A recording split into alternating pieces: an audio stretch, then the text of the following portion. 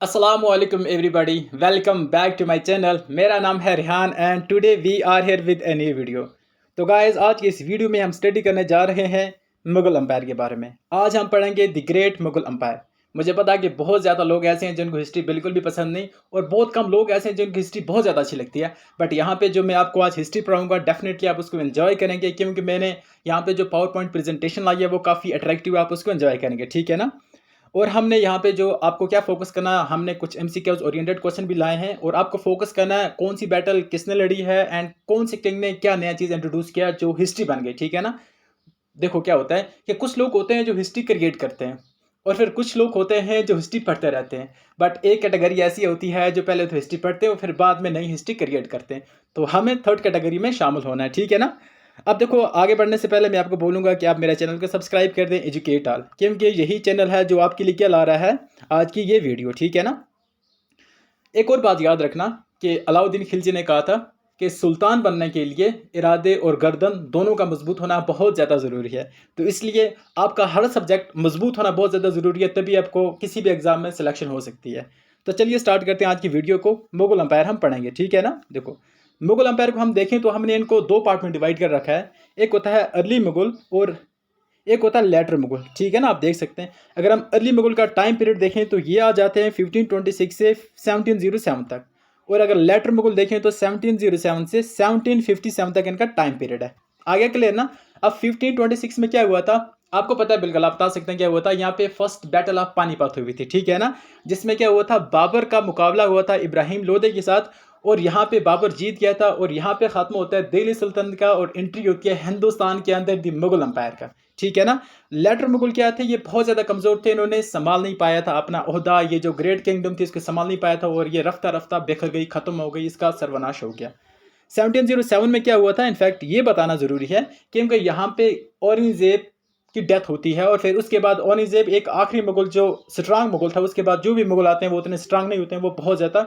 और एक टाइम तो ऐसा होता है कि मुगल कठपुतली बन जाते हैं, कठपुतली बन जाते हैं मराठास की और ईस्ट इंडिया कंपनी की। हम आगे पढ़ेंगे, उनको देखेंगे। देखिए अर्ली अगर मुगल्स की बात करें तो इसमें क्या आ जाता है, बाबर आ जाते हैं, इनका टाइम पीरियड आता है 1526 से 1530 तक, ठीक है ना। उसके बाद आ जाता है हुमायूं, आ जाते हैं 1530 से 40 तक, और फिर टाइम पीरियड आ जाता है, एक विंडो क्रिएट होती है जिसमें मुगल अंपायर सस्पेंड हो चुकी थी टेम्परेरी तौर पे, फिर ये रिस्टोर हो जाती है 1555 से 1556 तक, ठीक है ना। उसके बाद आ जाता है शेर शाह सूरी। ये सूरी डायनेस्टी का था 1540 से 1545, ये 5 साल का इनका 1555 था इनफैक्ट, सॉरी यहाँ पे ये 15 साल का इनका टाइम पीरियड है यहाँ पे। उसके बाद आ जाता है अकबर द ग्रेट 1556 से 1605 तक, बहुत लंबा शासन रहा है इनका। उसके बाद जहांगीर 1506 से 1627 तक, 1605 से 1627 तक, ठीक है ना। उसके बाद आ जाता है शाहजहां, उसके बाद आ जाता है औरंगजेब, ठीक है ना। लेटर मुगल की बात करें तो लेटर मुगल में क्या क्या आ जाते हैं, देखो इनका टाइम पीरियड 1707 से स्टार्ट होता है 1857 तक, मतलब रिवॉल्ट ऑफ 1857 तक इनका रहता है, जिसको हम कहते हैं फर्स्ट वार ऑफ इंडिपेंडेंस। तो मेन फीचर देख लेते हैं या मेन रूलर देख लेते हैं इनके। इनफैक्ट इसमें आ जाता है बहादुर शाह फर्स्ट, इसका टाइम पीरियड मेंशन है। जहांगीर ना जहांदार शाह, इसका टाइम पीरियड है। फारूक साया जिसने फरमान जारी किया था कंपनी को जो प्राइवेट ट्रेड करना चाहते थे, इससे इनको बहुत ज़्यादा बेनिफिशियल हुआ। और जब लॉर्ड क्लाई यहाँ से वापस जाता है ना तो भाई सबसे रिच बन के जाता है और वहाँ उसके बंगले, उसकी लग्जरी लाइफ देखे ना, उस पर करप्शन का केस चल जाता है और इसी वजह से उसने सुसाइड कर लिया। इतना ज़्यादा इसका मिस यूज था जो फारूक साया ने फरमान जारी किया था। रफ़ीउद दर्जात आप देख सकते हैं। एंड ये तो कोई नहीं बोलने वाला ना, मोहम्मद शाह रंगीला कौन था भाई, बड़ा रंगीला बंदा था, असल में इसका नाम मोहम्मद शाह था बट ये इतना लोंडाबाजी करता था, इसका नाम क्या रख दिया, मोहम्मद शाह रंगीला।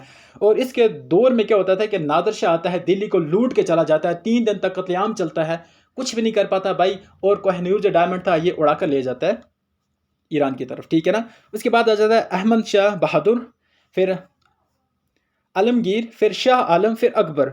अकबर को याद रखना क्यों जरूरी है, देखो इसने दिया था राजा राम मोहन रॉय को टाइटल दिया था राजा का। अब ये तो इसकी सुल्तानत तो कुछ नहीं थी, कुछ किलोमीटर पे फैली हुई थी, आप यकीन मानो तो कुछ किलोमीटर की थी इसकी सल्तनत। बट ये क्या कहते, देखो राजा राम मोहन को एक तो देता टाइलट भाई तू ऐसे राजा, ठीक है ना, और ऊपर से इसको भेजता लंदन, तो लंदन में जाके वहां पे सिफारिश कर पार्लियामेंट में कि जो मेरी पेंशन है उसको इंक्रीज किया जाए। ये था तब मुगल का हाल, देखो। उसके बाद आ जाता है बहादुर शाह सेकंड, और ये 1837 से 1508 तक he was the last empire of Mughal.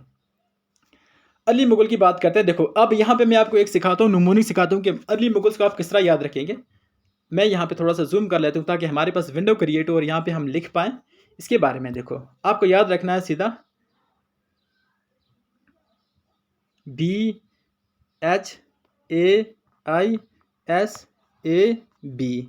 ठीक है ना। बी से हो जाता है बाबर, एच से होता है हुमायूं, आई से हो जाता है, ए से हो जाता है अकबर, आई से आई को कन्वर्ट कर सकते हो जे में तो ये हो सकता है जहांगीर, एस से हो जाता है शाहजहां, ए से औरंगजेब और एस से क्या हो जाता है, बी से क्या हो जाता है बहादुर शाह, ठीक है ना। सॉरी मैं इसको दोबारा से लिखता हूँ ताकि आपको ये ट्रिक फिर से याद आ जाए, ठीक है ना। इस बार मैं कलर चेंज करके लिखने की कोशिश करूँगा। यहाँ पे देखते हैं, ये आपको लिखना है BHAISAB। तो जो अली मुगल थे वो कंप्लीट हो गए, एक ट्रिक से अली मुगल बिल्कुल कंप्लीट। बी से क्या हो गया भाई बाबर, एच से हुमायूं, ए से अकबर, आई को बोला आई को आप जे बना सकते हैं तो जे से बन जाएगा जहांगीर, एच से शाहजहां, ए से औरंगजेब और बी से बहादुर शाह जफर, ठीक है ना। ये कुछ नमूने थे जो आपको याद रखने थे इसके लिए, ठीक है ना। तो चलिए स्टार्ट करते हैं आज की वीडियो को फर्दर मुगल एम्पायर के बारे में देख लेते हैं, ठीक है ना। अब ये जो अली मुगल है मैं उनको बारे में डिस्कस करूंगा पहले, लेकिन हम जनरल मुगल एम्पायर को देख लेते हैं। यहाँ पे the Mughal empire were originally the Turk, हम अगर बोलें तो मुगल कौन से थे, ये ओरिजिनली तुर्क थे, ये तुर्की से बिलोंग करते थे।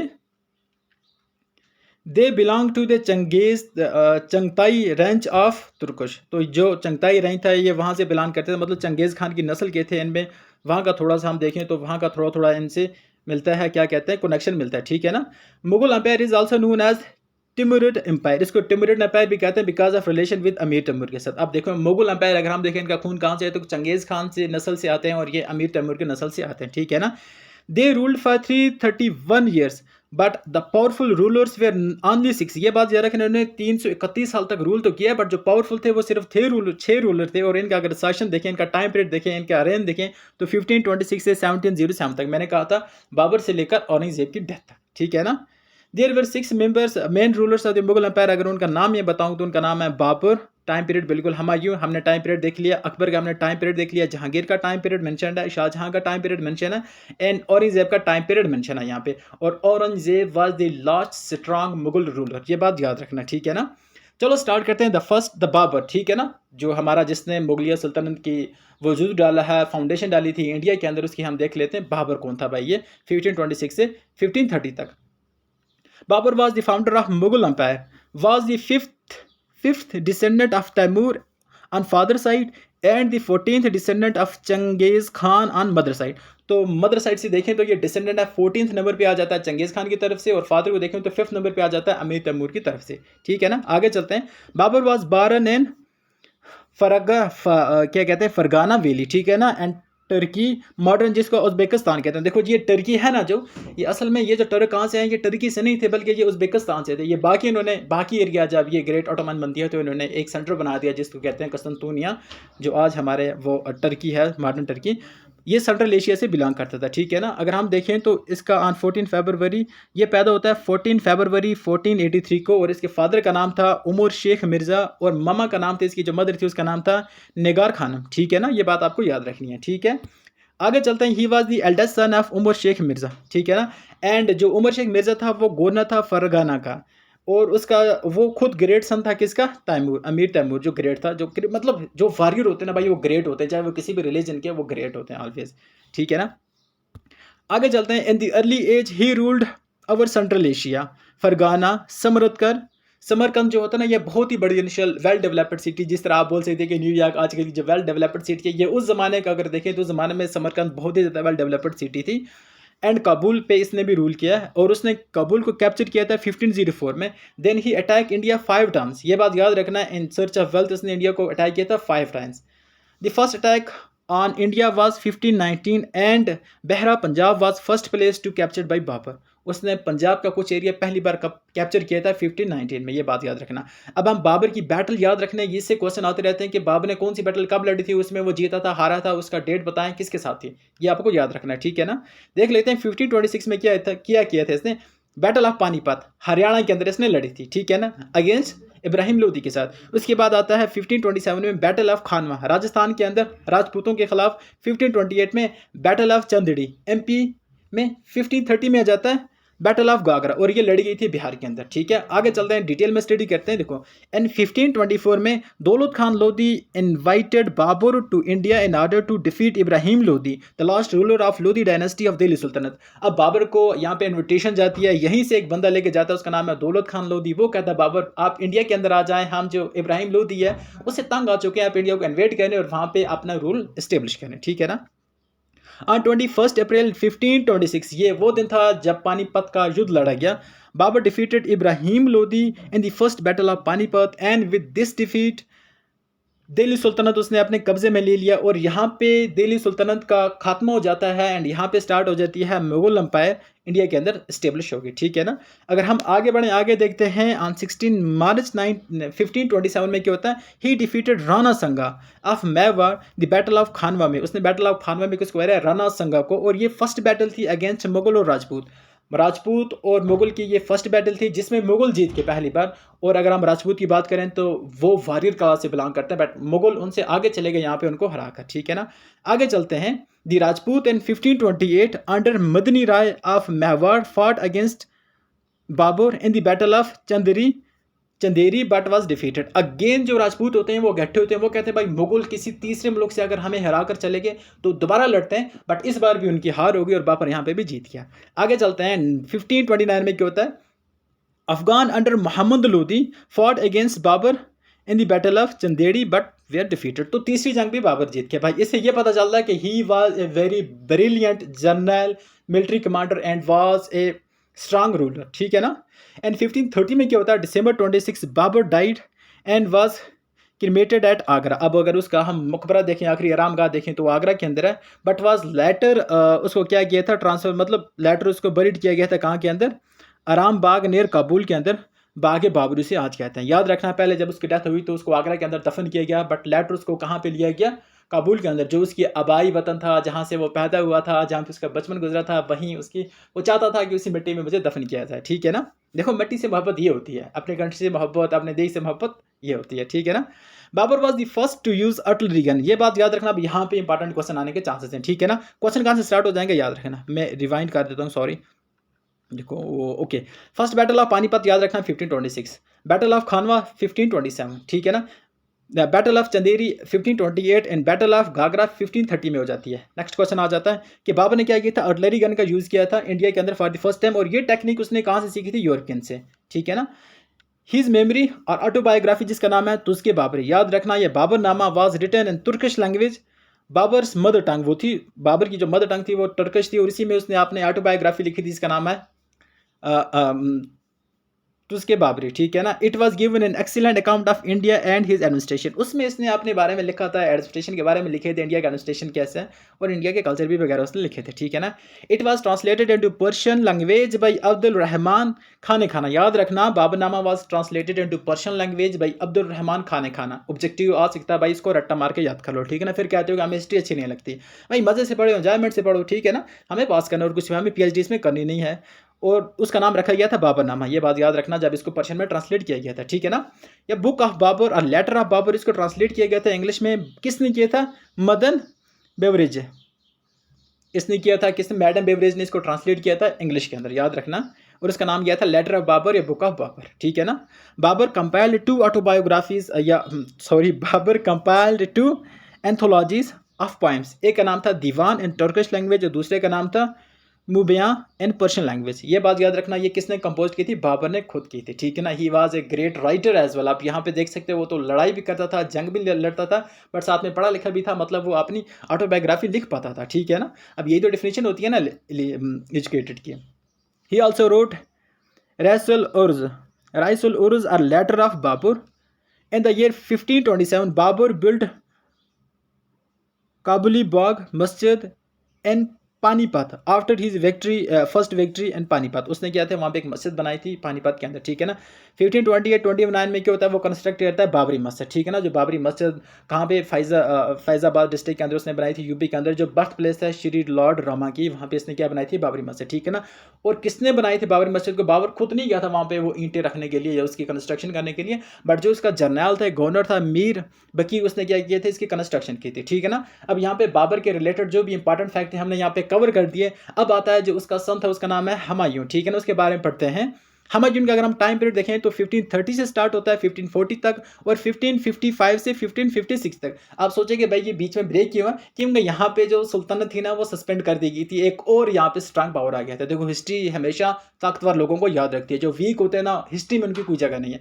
तो सिमिलरली आजकल के दौर में भाई आप जितना स्ट्रगल करोगे एग्जाम्स को लेकर, आपकी सिलेक्शन इतनी ज़्यादा होती है, ठीक है ना। अगर आप ज़्यादा टाइम पास करोगे तो चांसेस नहीं बने रहते, आपकी सुल्तानत कोई और लूट के ले सकता है।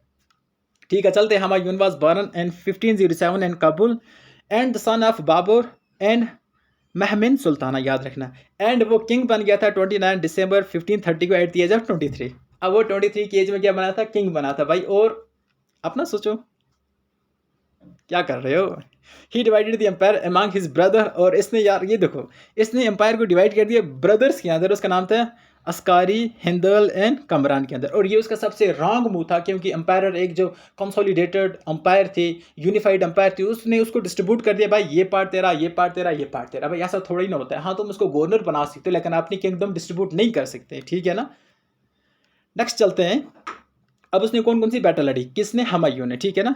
पहले 1539 में बैटल ऑफ चौसा उसने लड़ी, ठीक है ना। 1540 में बैटल ऑफ कनौज यूपी के अंदर उसने लड़ी, और 1555 में बैटल ऑफ मच्छीवाड़ा उसने पंजाब के अंदर लड़ी। और ये जो बैटल ऑफ मच्छीवाड़ा था ना, इसने इसकी किस्मत पलट दी, काया पलट दी, और फिर वो किंग बन जाता है।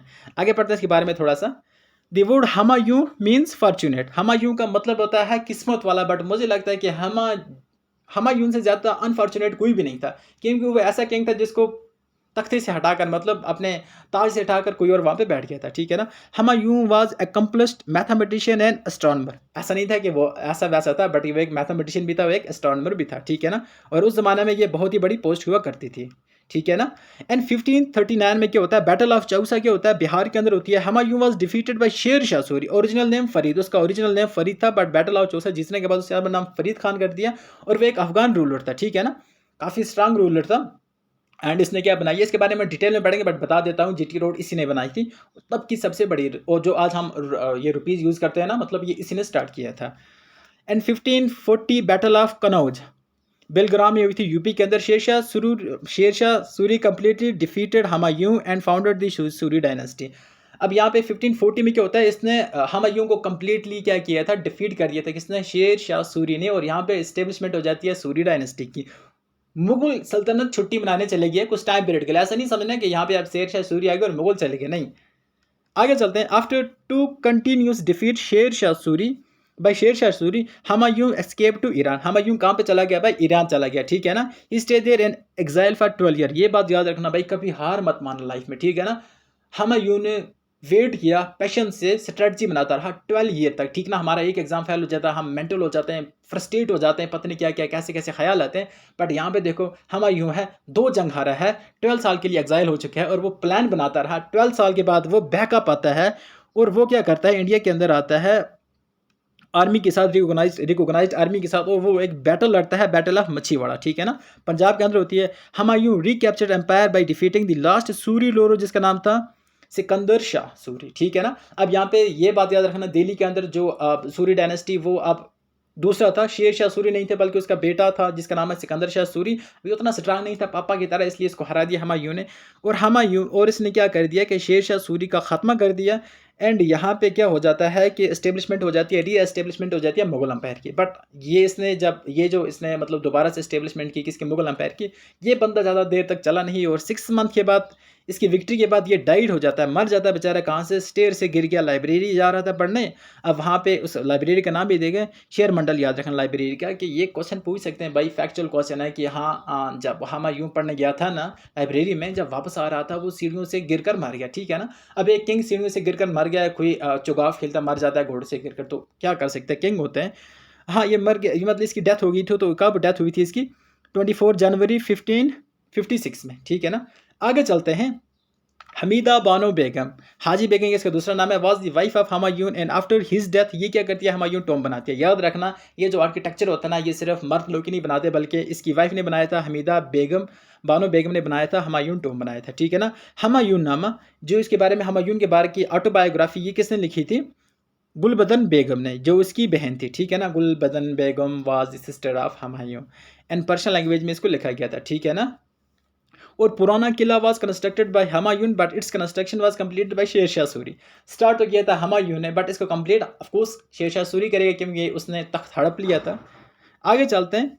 In the year 1533, Humayun built the city of Deenpana. Humayun ने क्या किया? City of Dinpanah world refuge जिसको हम कहते हैं, ठीक है ना। And Delhi for the refugees ही declare Dinpanah to be the second capital and the first capital was Kabul.